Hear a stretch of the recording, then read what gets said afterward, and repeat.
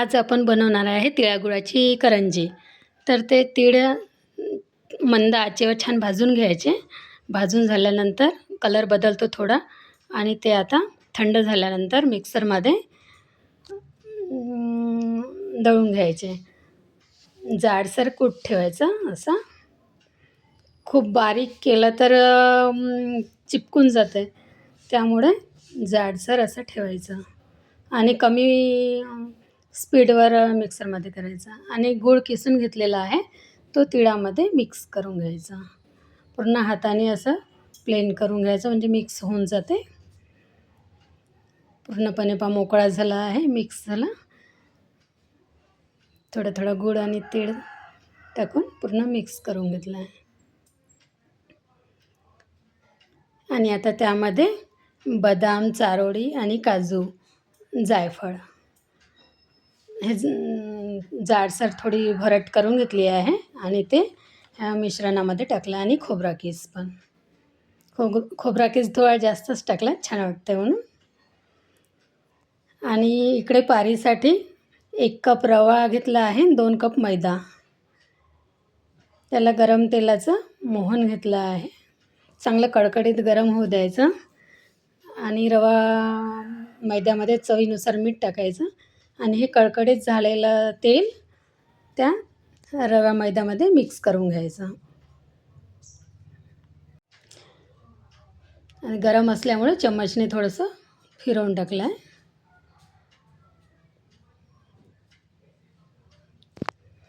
पूर्णपणे असं फिरवून आणि आता थोडं थंड झालं तर आता हातानेच पूर्ण मैदा रव्याला पूर्ण तेल चोळून घ्यायचं. पूर्ण चोळून घ्यायचं आणि अशी मूठ वळली पाहिजे इथपर्यंत मोहन टाकायचं. पूर्ण मिक्स झाल्यानंतर मग पाणी टाकून आपण याचा गोळा करायचा. आपण कणिक मळतो त्या टाईपचाच करायचा. रवा असल्यामुळे मग तो पाणी शोषून घेतो आणि मग पुन्हा घट्ट बनतो. आता ते अर्धा-पाऊण तास ठेवायचं आणि आता नरम करून घ्यायचं.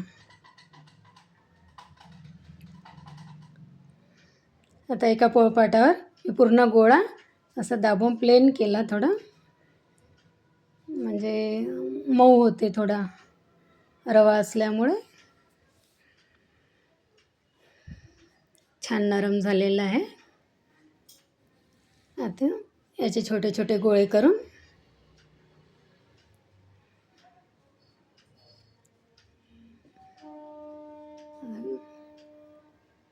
असे छोटे छोटे गोळे बनवले.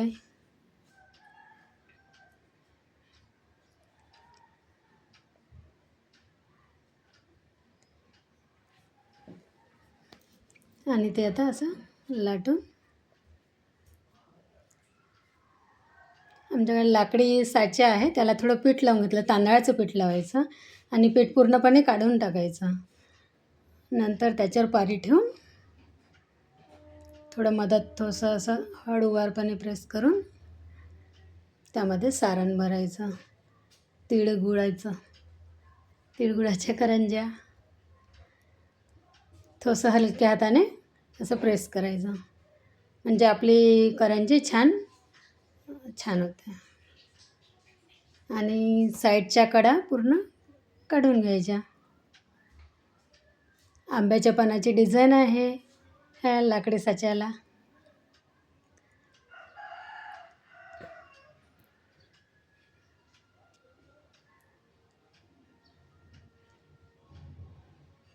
हळूहळू पूर्ण प्रेस करून घ्यायचे काठं, म्हणजे फुटत नाही. आणि किती सुंदर आंब्याच्या पानासारखी आपली करंजी तयार झालेली आहे.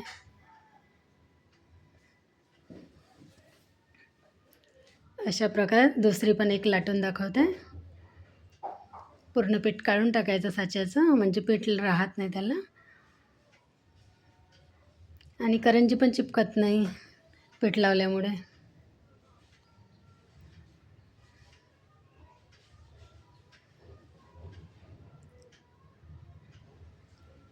असं हलक्या हाताने थोडं दाब देत जायचं.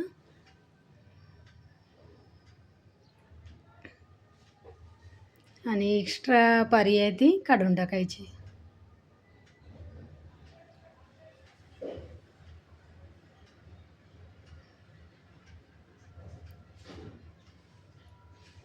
मस्तपैकी आंब्याच्या पानासारखी डिझाईन झाली आहे आंबा.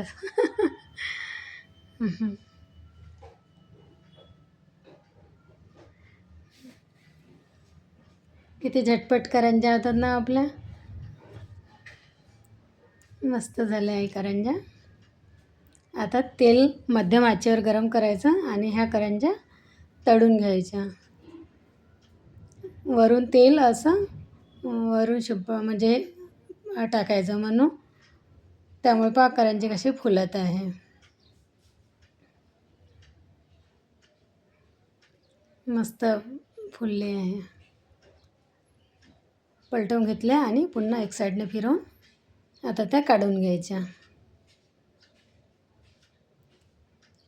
तयार आहे आपल्या करंज्या, तिळागुळाच्या करंज्या. हा व्हिडिओ आवडल्यास लाईक करा, शेअर करा आणि सबस्क्राईब करायला विसरू नका. धन्यवाद. मस्त.